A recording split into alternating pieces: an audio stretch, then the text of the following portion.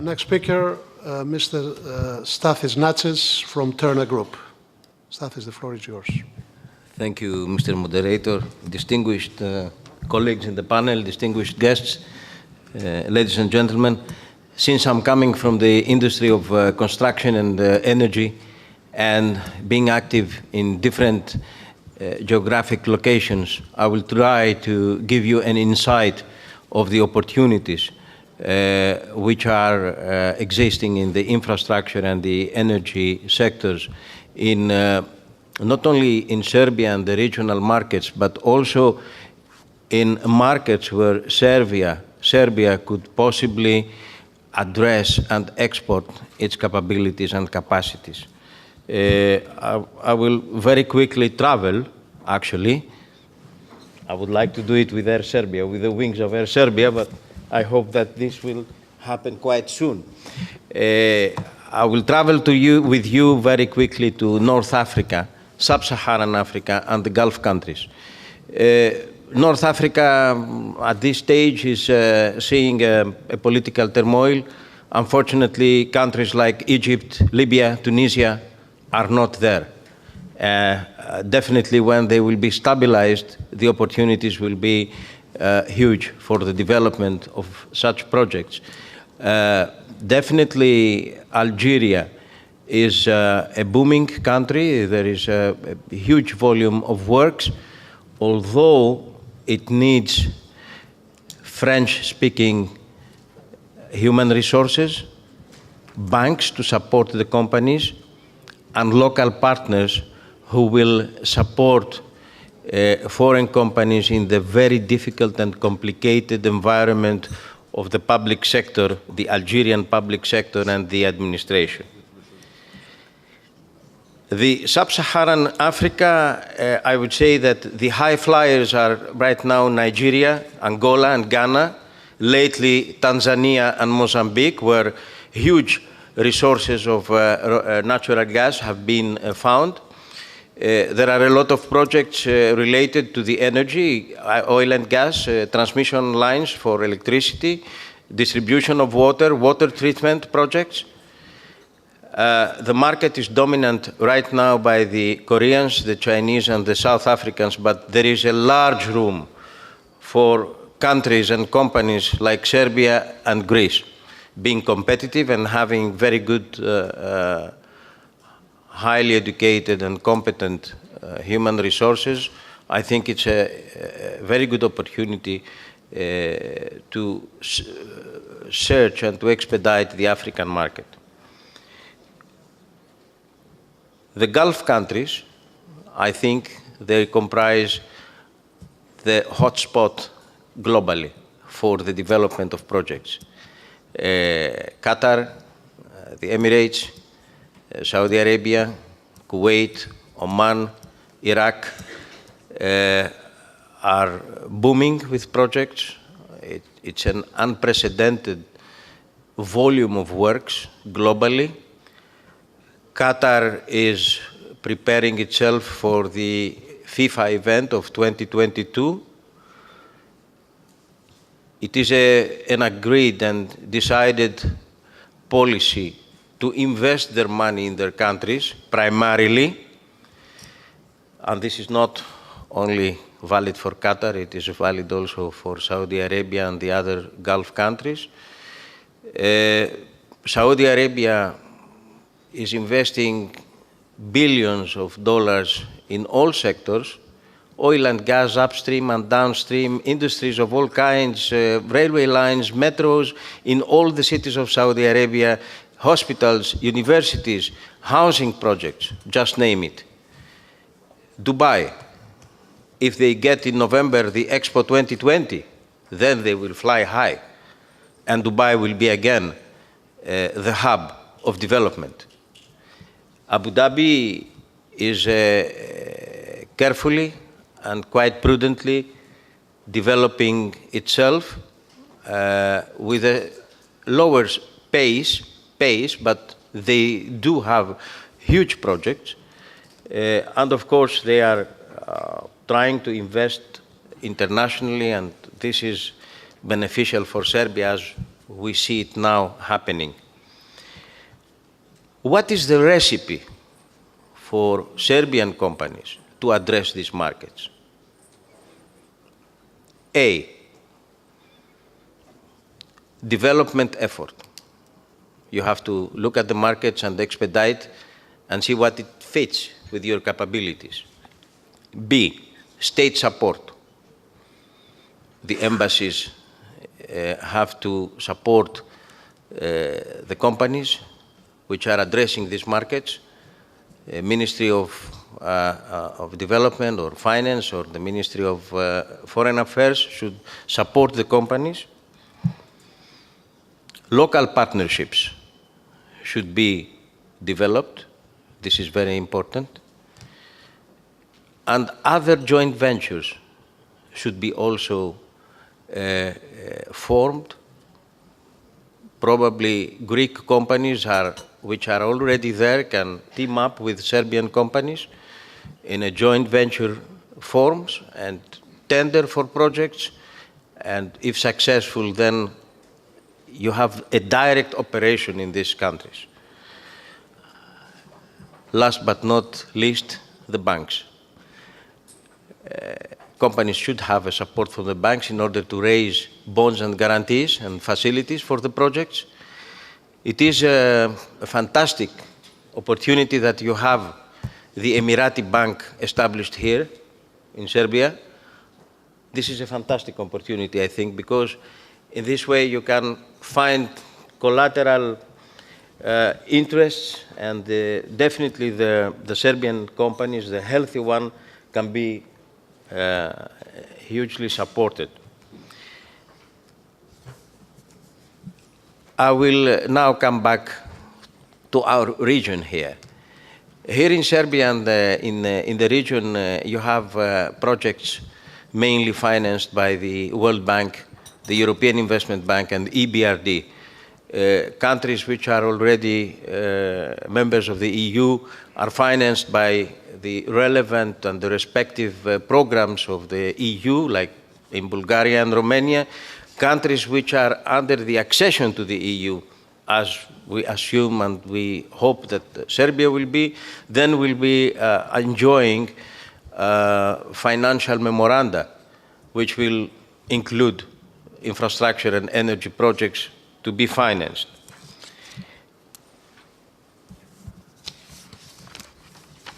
We have seen also soft loans by countries like Azerbaijan, China, and lately Russia, financing infrastructure projects, motorways and railway lines. Although these agreements are granting most of the control of the margins to the national companies of these countries. And I think due to the fact that these soft loans are granted, this is a rational agreement. But the Serbian companies should have the opportunity to have a big share in these projects with reasonably good prices. And I think this is a great opportunity for the Serbian companies, the construction companies, to grow more and better. I will touch now a point which was mentioned yesterday by His Excellency the Prime Minister, and I think the Minister of Economy as well, which is the well-being of the construction companies, the Serbian construction companies. Definitely, one of the main reasons of the well-being of these companies are the good prices of the projects. But this is something which can be definitely controlled. The authorities do have the procedural tools to simply disqualify the bidders who are dumping the prices. It's not something rare. It happens in all the countries. It is an international practice, and it is covered by all the rules of law and the rules of the procedures. So if you have a bidder who is dumping the price, just disqualify him, because otherwise you will have a disaster for the contractor, for the project, and for the financing itself of the project. But I would like to add another reason for the well-being of the construction companies, and this is related to the so-called client, the owner of the project, the authority which manages and controls and runs the project. There must be no delays in decisions, in approvals, in procedural actions, which are actually leading to the disaster of the project. They are leading to huge delays and claims. And at the end of the day, the multilateral institutions which are financing these projects, and they see it that the funds are not properly absorbed, there you have a threat of just rescinding the financing of the projects. This is a major issue which can cause big troubles to the companies. It can actually destroy the companies. That means that the authorities must have knowledgeable, intelligent, competent people and officers dedicated to their duty. Their duty, which duty is to accommodate and smoothen the operation of the projects. Corridors 10 and 11 are still fragmented, and they need to be completed. As such, I think that this is the direction, and this process is on track. There will be other tenders and additional financing to the project. I would like to say a few words about the railway line and the railway projects of Serbia. And this is extremely important for Serbia and the region. Probably you know that the port of Thessaloniki is going to be privatized soon, quite soon. And it has a lot of potential in terms of bringing into the European inland and the Balkans containers and goods, not only in the Balkans, but also in the Black Sea. The railway company of the former Yugoslavian Republic of Macedonia is rehabilitating and refurbishing the entire line, the railway line. We have seen RZD, the Russians, who are co-financing the Serbian railways. Actually, my group is trying, together with RZD, to privatize the Greek railways. The Russians have clearly declared that they are extremely interested to privatize the Thessaloniki port, and having the railway line up to Europe and Russia, this is their aim and their target, and I think Serbia could get a lot of benefits out of this line. And I think that apart from Corridor 10 and 11 in terms of highways, a focus should be given also to the railway lines. You have a very good railway network in Serbia. I think this railway network can be electrified, automized, and being a modern network added to the European one.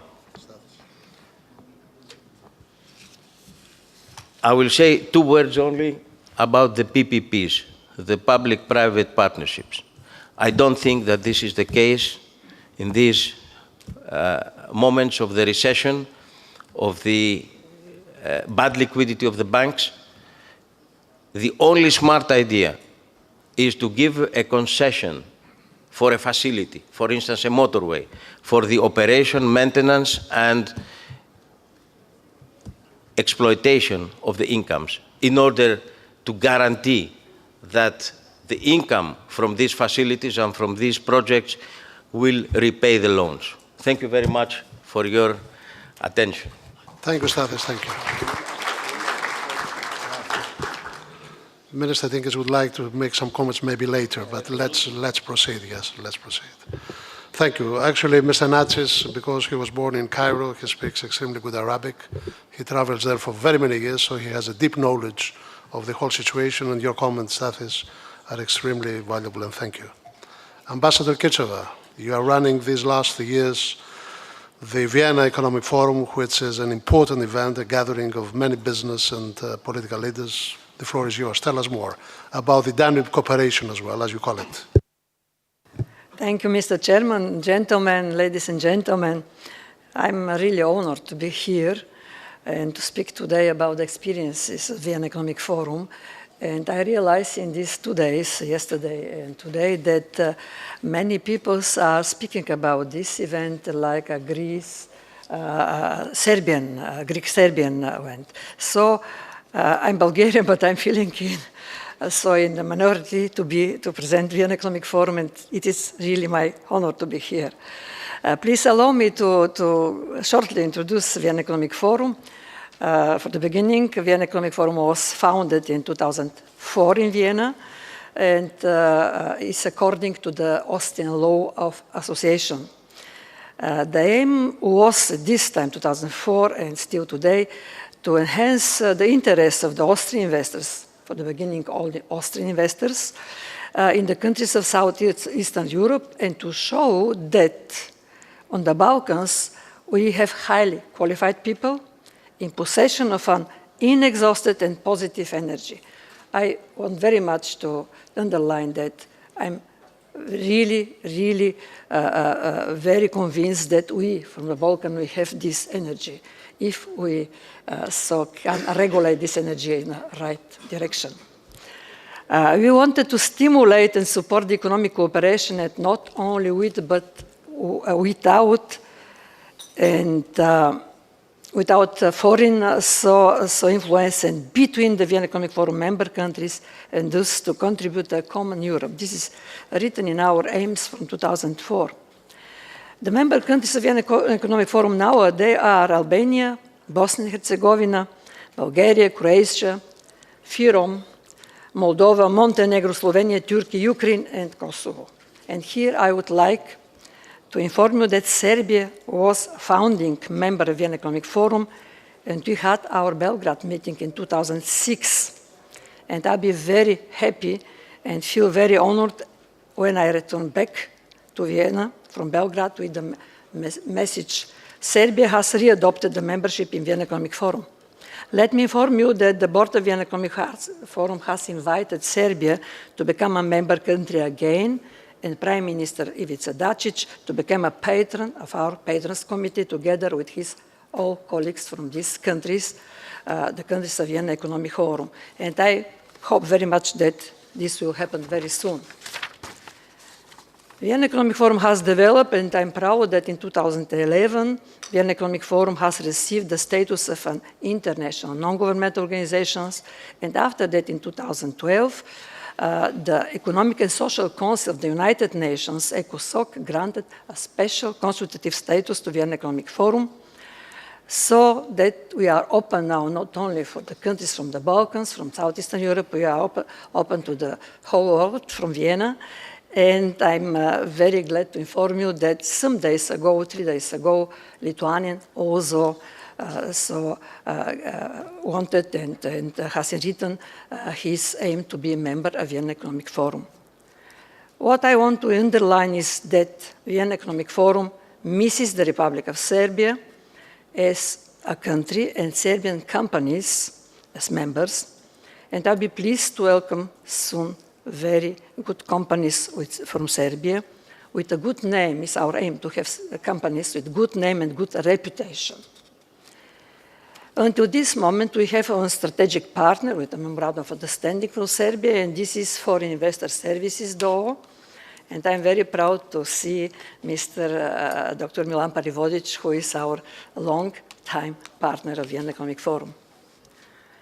Ladies and gentlemen, as today's topic is formulated, and it writes like this: Serbia supports attracting foreign investments. Privatization of 179 state companies in different economic sectors is upcoming. There is interest from foreign investors from European and from Asian countries and from other continents of the world. It is the duty of the government to decide under which regulations the investment process has to occur, and there are international standards for such regulations and procedures which foresee equality for all parties involved and transparency for the whole process. This is a clear and not the issue to be discussed here. The government has got prominent assistant, and I congratulate for this decision. Allow me to address another aspect on the basis of my experience of the Economic Forum. In all these years of this existence, and up to today, Vienna Economic Forum has always had in mind the investment opportunities in all the countries of our region. And as it was usual in the beginning to care for investment from west towards east in the direction of Vienna Economic Forum member countries. Now it has become time to think about investment also in other direction, from east to west. And time to think of joint ventures, also with headquarters in the west. And I want to underline loudly, and this is my message today here, I think that a long-term investment strategy should also include the possibility for opposite direction, and the expansion of own companies to the exterior should be possible. Only thus, the process of economic integration will facilitate the European unity. From experience, according to our mentality in the region, 2 points are very important in attracting foreign investments. On one hand, the representatives of the economy, and here I mean all the countries from Southeastern Europe and the Balkans, these representatives, they should keep their word. It is a rule which we have to learn. If we note this simple regulation in all our negotiations, the serious interest of different foreign investors will substantially increase. On the other hand, and this is my message to the company from the West, I know that it's very important to be, for the development of each business relationship, the parties are accepted as equal partners. And I try to make, ladies and gentlemen, this simple regulation in both directions, west and east, and I'm convinced that they are a precondition for increasing foreign investors' interest. I would like to address also another point, which I think is very important, the structure of foreign investments. As mentioned before, the aim of the Economic Forum is to define investment possibilities in the whole region of Southeastern Europe, to present them, to promote and to support them as much as possible. Our close cooperation, the governments, is an important incentive for the achievement of this goal, and I very much expect an active cooperation also with the government of Serbia. Our aim is always concentrated to animate investors from different sectors and from different countries for activities in the Vienna Economic Forum region, because only a good balance in the mosaic of foreign investors, a colorful palette of companies from different countries, especially in the large structure-relevant investments, secures the best choice of a country for the national economic development. Only 1 week ago, we successfully organized in Vienna Economic Talks Meet Montenegro in Vienna, with a high-ranking Montenegrin delegation led by Deputy Prime Minister Lazovic. And allow me to state, Montenegro is small, very small country, you know, but the large diversity of the last years, I repeat, of the last years in the spectrum of foreign investment in Montenegro has affected very positively both the economic and the political development of the country. I wish the Serbian economy such a realization of a colorful investors' interest from the heart, and I want to assure you that the Vienna Economic Forum is on your side with mind and soul. And allow me to invite all of you to come to the next 10th jubilee of Vienna Economic Forum in Vienna, takes on the 24th and 25th of November in this year in Palais Niederösterreich. I cordially invite everybody to come and to participate. Thank you very much. Ambassador, we shall be there. And I'm sure that the Minister was a number of times your guest in the Vienna Economic Forum. But we're going to see you in Vienna, that's for sure. Gospodine Pitic, the floor is yours. Thank you, Mr. Tsomokos. It's, of course, always a pleasure to be at this type of conference. Building the years with you, it's obviously a challenge for all of us to contribute as much as we can. But that's the biggest question for me. What can be really my contribution today? Because almost there are no unknowns around. There are few dilemmas, but actually more or less all topics are covered. And it's really very, very difficult to choose any special topic that would be of some kind of interest. That's why I'll start maybe with commenting a bit on what Mr. Dinkic said and making this panel a bit more, I would say, interactive. Maybe on 3 points, actually. First one is, and I guess I belong to the similar school that Mr. Dinkic is following, that is actually that in the short run, yes, there is a strong role for the state. It's just the question, what role should state have in this short period of time? And how short is this period? Why I'm saying that? Without at all challenging the question of subsidies, because I believe, or let me say maybe several years ago at the beginning of these changes in Serbia, I thought also that subsidies should not be part of attracting foreign investors. I thought that we should do all what we can in order to attract the investors. But I have to say that during the crisis time and seeing also the other reactions, I believe that there is a special role for subsidies. And I really do belong to those that was applauding to this nice story with Fiat, like also now this story with Emirates. I truly believe that the country has to work on a tailor-based model with some countries in order to find the ways how to cooperate.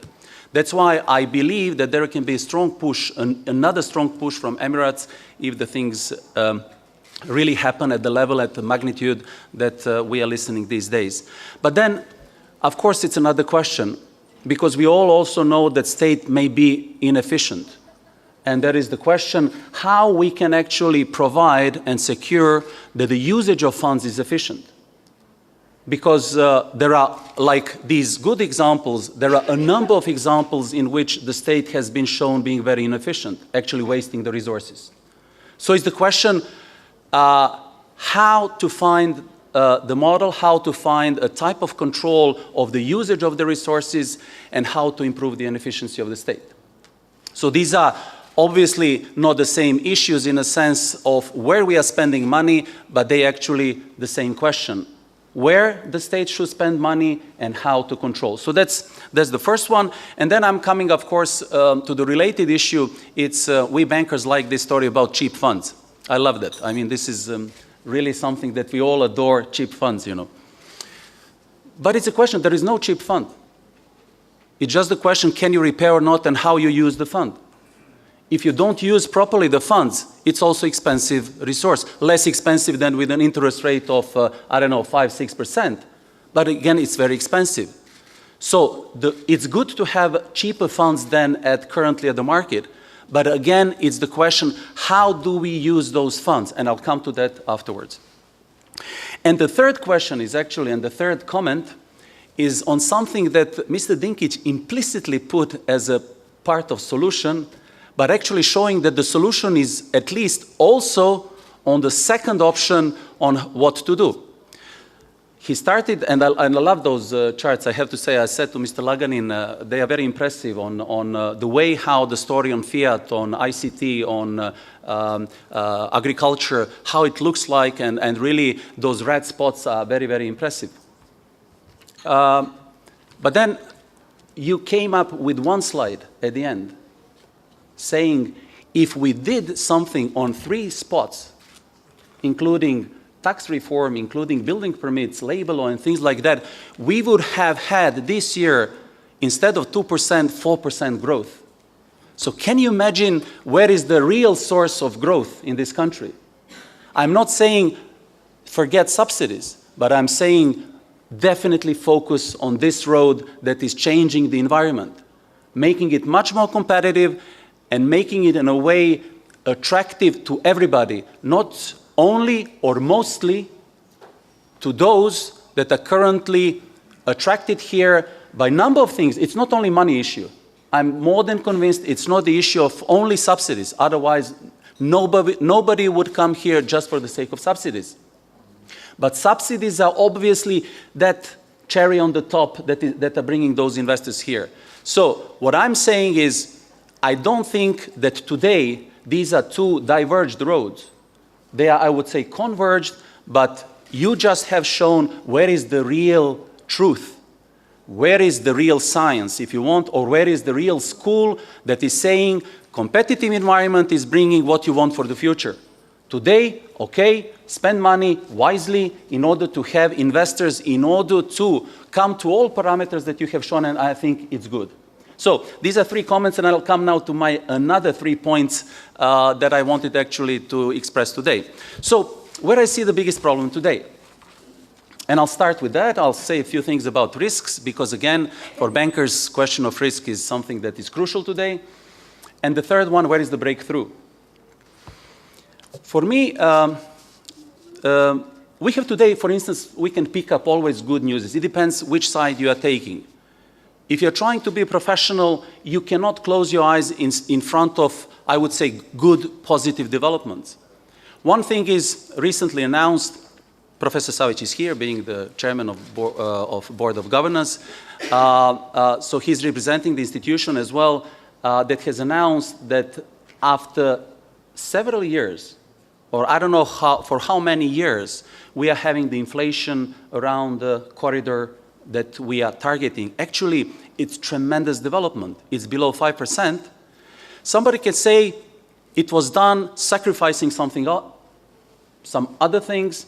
Somebody may say this is a really good achievement. I belong to the second group, believing that it's crucial to have macro stability for a short term, for longer term, for whatever. So that's my school as well.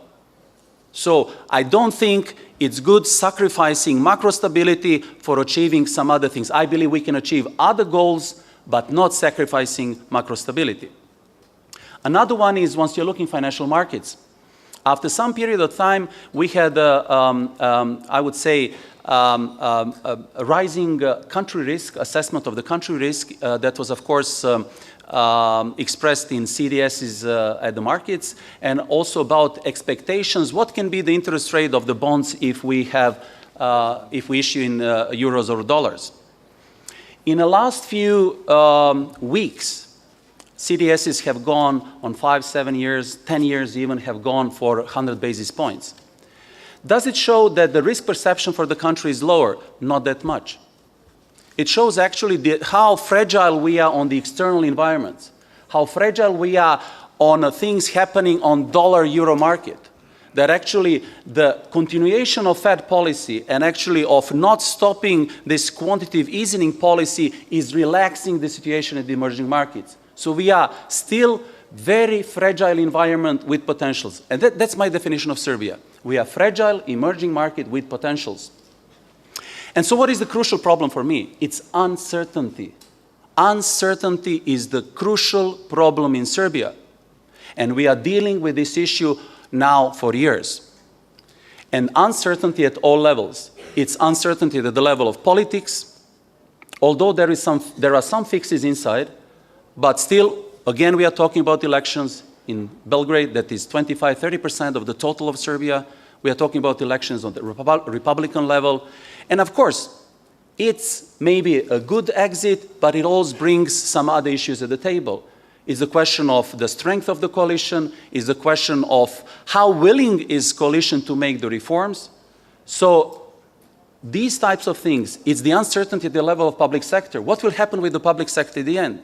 What's going to happen with Serbia Gas? What's going to happen with EPS? What's going to happen with everybody that is obviously on the spot of being inefficient today? Let alone EU, Kosovo, and all types of things. It's also the question of uncertainty with private investors. You know, cheap funds, but today you don't have projects. You don't have real projects for new investments.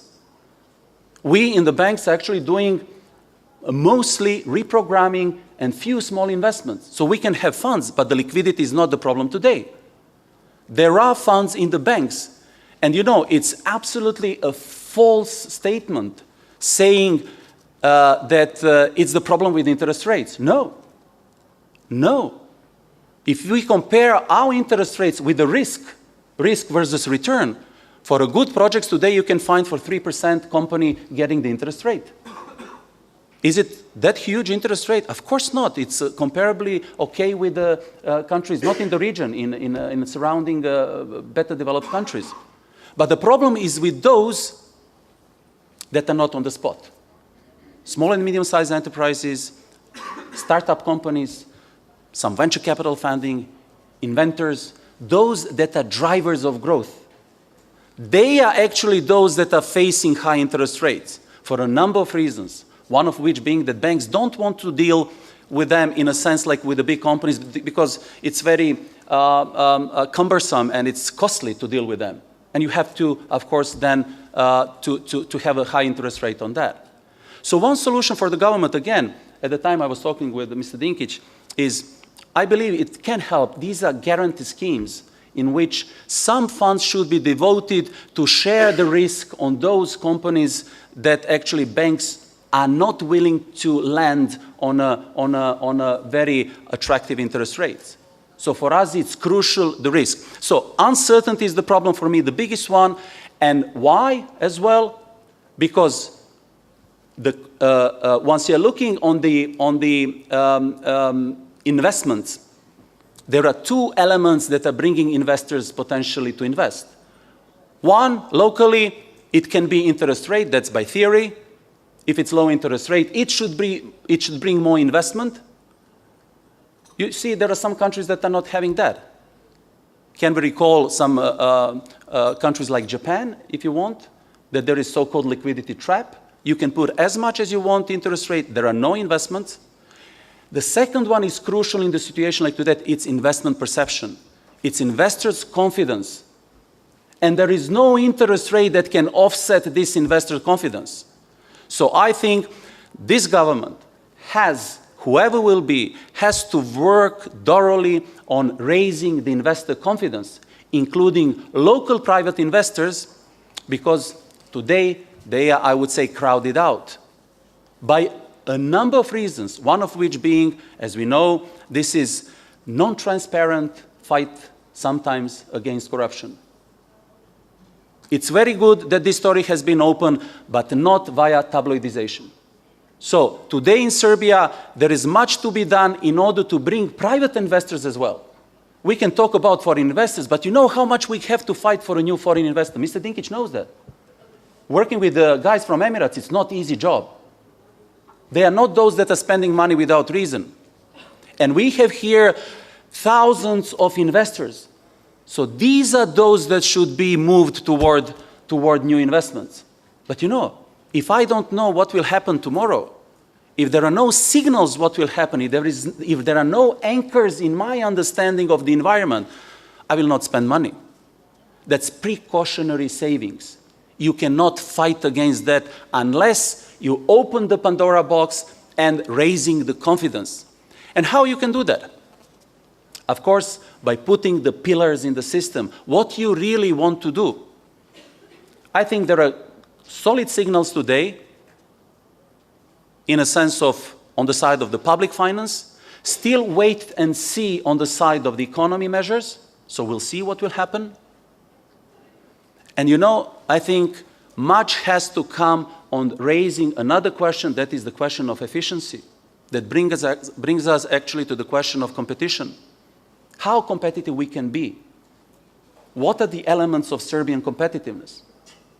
So, uncertainty, inefficiency, and what we heard already, it's cost of doing business. We don't have to compare ourselves with Hong Kong or Singapore. But you know, if we want to compare with extremes, let's see. In Hong Kong, you need 6 procedures for building permits. In Serbia, around 50. In Singapore, you need 26 days for getting the building permit. In Serbia, more than 10 times longer. Almost 1 year, 270 days. Cost of doing that, it's in hundreds of times bigger than in those types of countries.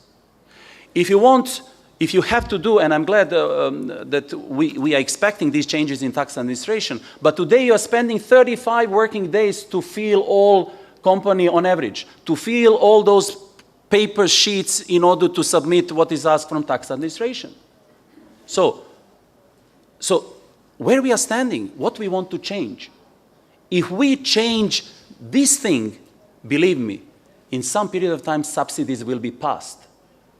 If we don't change this, subsidies will have to remain, but then, of course, it will endanger our macro and our budget.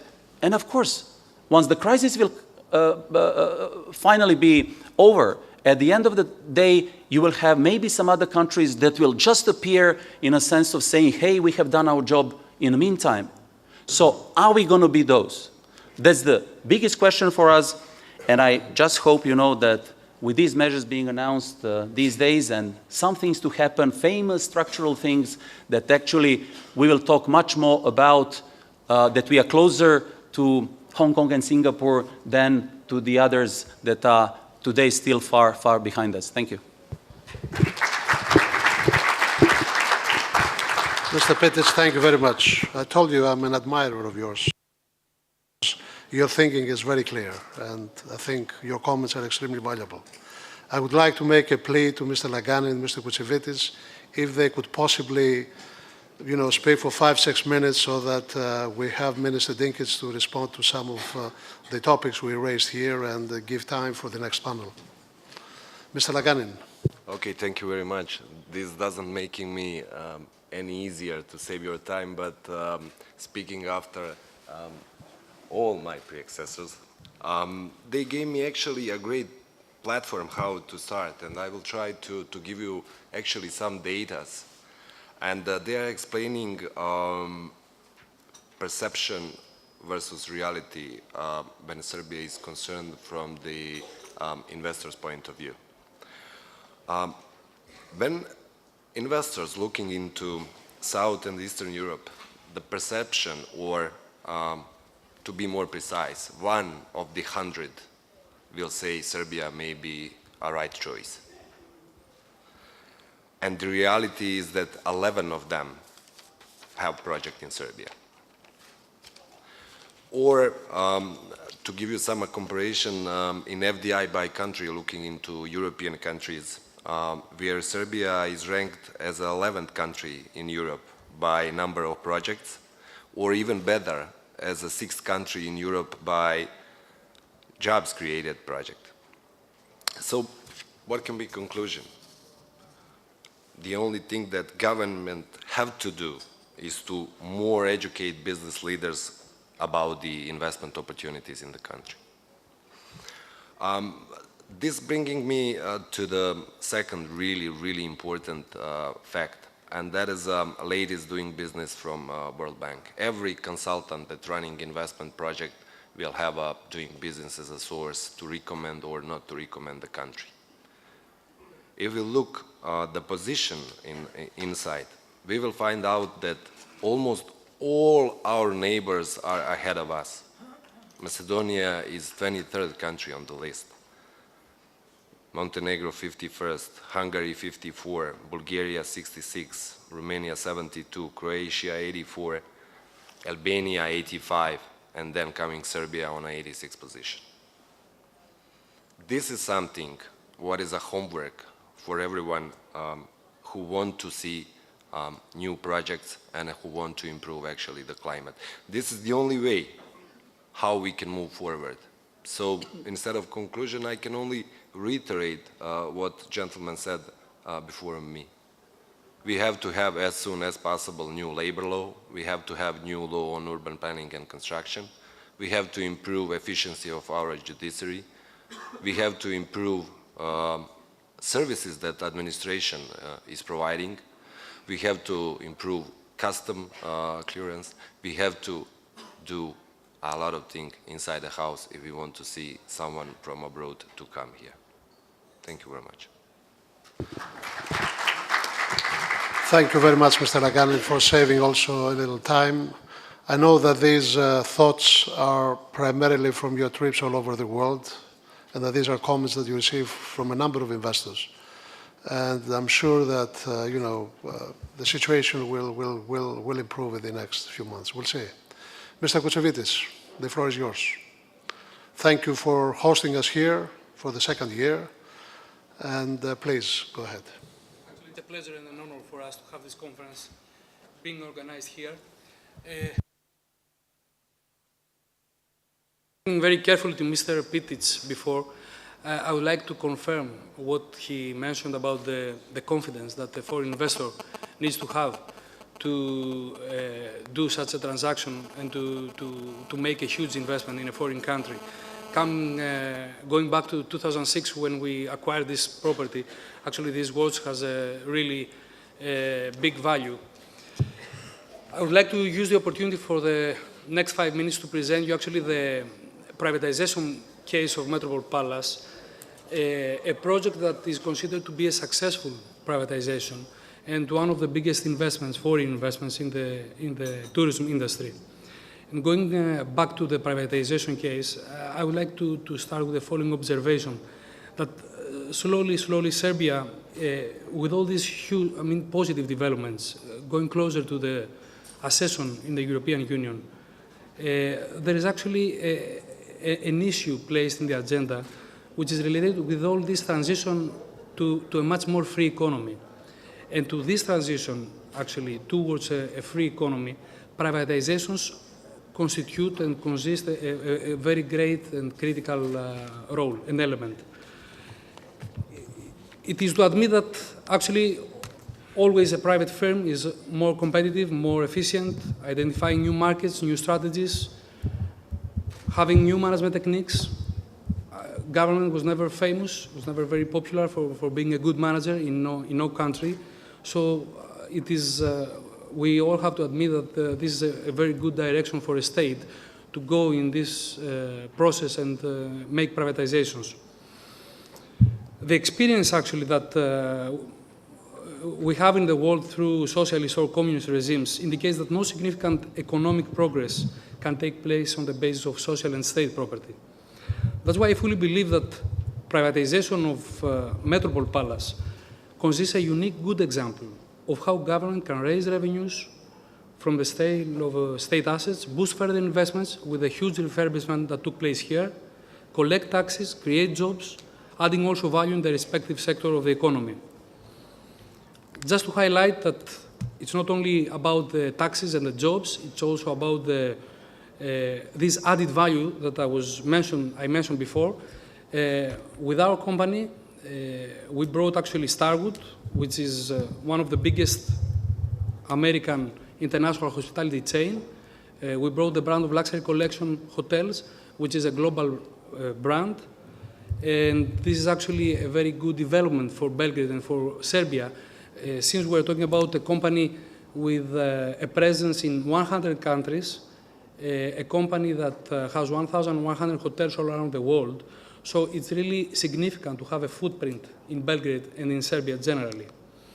Also, we're talking about a company with the fastest growth of new hotels, which is really important when we're talking about the pipeline, which is actually the new hotels that are being constructed.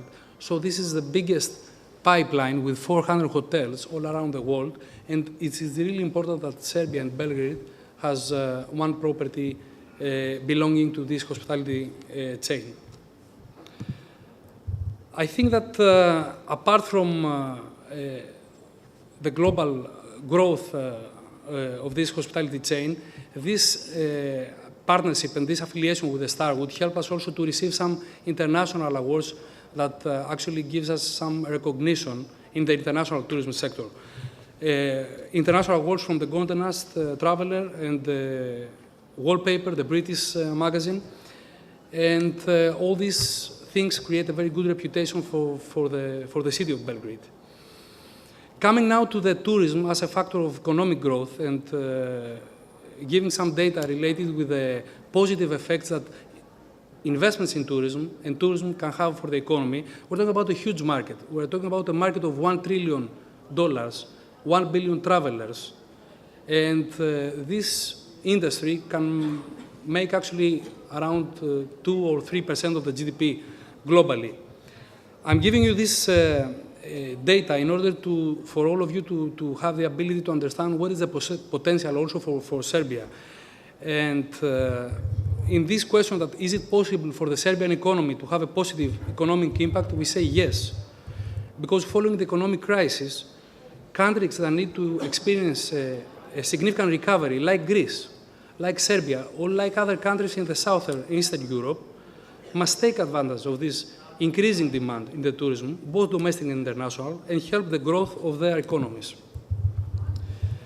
Just to show you some numbers very quickly here, we're talking about additional 3 billion people in the middle class in the next 20 years, and 1 billion more travelers in the next 20 years. So actually the whole global travel industry now has only 1 billion travelers, and in the next 20 years we will have actually 1 more billion. So we're talking about a big potential that for sure the country and Belgrade has to look into very carefully.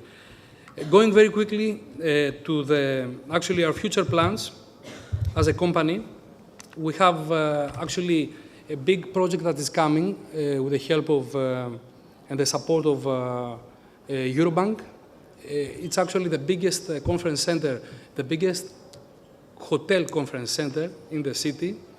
Having actually completed the project that you see now, we proceed with the further development of one conference center that will be able to accommodate 1,500 participants. This was actually a problem for Belgrade, and without having this kind of infrastructure, it is always difficult to attract this kind of international conferences. So we're looking this direction, and apart from the business travel segment, which is our main focus, and actually is the most dynamic sector of Belgrade tourism, we're looking to these positive prospects of developing the international conferences attraction here. You need the brand, and we have it with Starwood, and you need also the infrastructure, which is our major strategic investment priority for the next year. Impacts from the conferences can be actually financial from the spending of the visitors, but also can be qualitative benefits through the international attention, through the valuable exposure and advertising. Belgrade is likely to experience actually a lot of benefits through the presence of such big conferences, and these include global attention, reinforcing city's brand as a world-class city, and elevating Serbia's role as a host for future global events. I think it is obvious, and I would like to close with this, that with the development and making such a next step with this investment, Metropol Palace and our company will have a great opportunity to strengthen Belgrade's brand as a leading global city. Many thanks. Mr. Koutsivitis, thank you very much. For two reasons: for refurbishing a historic hotel in Belgrade, and secondly, because through Starwood you put Belgrade in the global picture. We thank you very much for this. Minister, would you like to make some comments out of those statements that were made by various speakers? Firstly, I'm not minister anymore, but it seems that... Once a minister, always a minister. Okay, so this... I would like to agree with the comments from my colleagues from this panel. Basically, if I was not clear, but I thought I was, I also think that we need three elements to be in place to have more investments in Serbia. I said on the first place, political stability, that means confidence of investors to the government. Secondly, I said all bureaucracy to be removed, that means doing business, improving environment. And then on the top, I said financial incentives for investor. Where I don't share the opinion of Mr. Pitic, even when we have more confidence of investor, even when we have no bureaucracy, even we will need financial incentives. Why I think this? Because the example of the state of New York in the United States, where they don't have bureaucracy, They're very efficient. I believe, confidence, we can debate about this, but much more confidence than in the Serbian government, I suppose. They pay 20% incentives to Mubadala to put the factory in the state of New York of semiconductors. 20% of the total investment. That means $1.2 billion from the state of New York budget. Why? Because it's normal that if somebody is risking from the private sector to invest such a huge amount of money somewhere, he will choose the place where they have people, I mean labor force, stability, as you mentioned, no bureaucracy, but the host should co-share the risk you mentioned as a banker. It's the same logic for the real sector companies. So on that way, you show that you believe on the project and you give confidence to investor with putting some part of the money from the state plus environment. So just this is in practice, a story from 2 years ago, so I'm not talking about some previous. On the other side, of course, that the macroeconomic stability is crucial. To mention something that Mr. Natsis mentioned, he recommended one good thing, but I don't know how it could be possible if we fully implement European legislation. And this is to disqualify bidder on tender for construction works who offer dumping prices. Firstly, who can prove that these are dumping prices? And the second, you know, everybody will kill this minister or government because he will say he is corrupted. He put the tender to win somebody who is more expensive than the other. My conclusion is somebody should, not here in Serbia, but in Brussels, reconsider the legislation of public procurement process. I believe, myself, bureaucracy killed economy of the European Union. So, but I agree with Mr. Natsis. He is a perfect logic. Better to have a little bit more expensive but better quality and to be finished. Because, for example, on the tender of the World Bank engaged the company who never finished the work, Alpina from Austria, they go to bankruptcy. And now it was cheap on the first side. On the other side, we are taking years and years waiting for the road.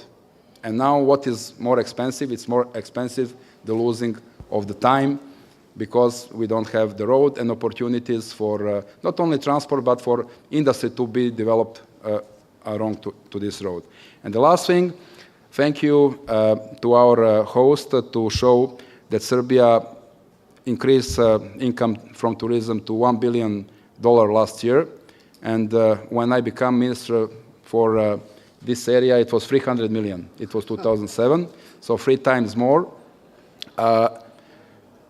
And I would recommend the current government not to increase the VAT on tourism services to 20% from 8%, because this will kill this trend. And I think that you can support this. It's an excellent comment, Minister. Thank you very much. Although we are 12 minutes late, I think it is fair that I open the floor for 1 or 2 questions, brief ones if there are any, but please, brief question. Any other? So that we take all questions together and then, so there's only 1 question. Please, sir. Question for all panelists. Can you support in new building law to abolish very strange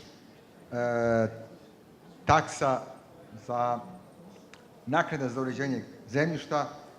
It is a city development tax. This tax is not existent in any European Union country, but all city mayors is very, very fan of this tax. Every minister of building, including Minister Ilic, tried to abolish this, but reaction of city mayors is so strong and threatening. Even city mayors threatened physically to ex-minister Oliver Dulic when he tried to abolish this tax. This tax is main source of corruption, and this tax is misleading because investor paying tax to develop land. When foreign investor or diaspora investor please, pay this tax, please make your question, just, please. Question is this, and question is, how other cities Berlin, London, any cities build sewage on infrastructure without this tax, because every minister told, we cannot do this without this tax.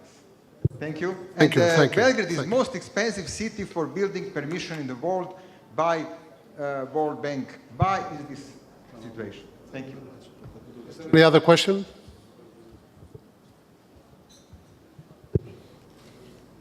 I fully agree with you, and basically I propose the same. This tax should be abolished, and on the other side, local municipalities should be somehow compensated from the central government if they lose revenues. Because the current logic is wrong, because central government don't want to do this. On the other side, local authorities say if we don't have revenue, we will have deficit in our local budgets. And the end is that it is complicated, this is expensive, not too many investors. So with no investors, no any revenue. So basically, the idea is to have more investors and with some lower. This definitely tax is quasi-fiscal tax. This is not a normal tax because you don't pay for some concrete service, but this is arbitrary settled and not sustainable. But local municipalities should have some compensation on the other side. Thank you very much. Let us express our deep appreciation for the participation of Minister Dinkic, Ambassador Kirtcheva, Goran Pitic, Mr. Laganin, and Mr. Koutsivitis at this panel. Let us thank them very much.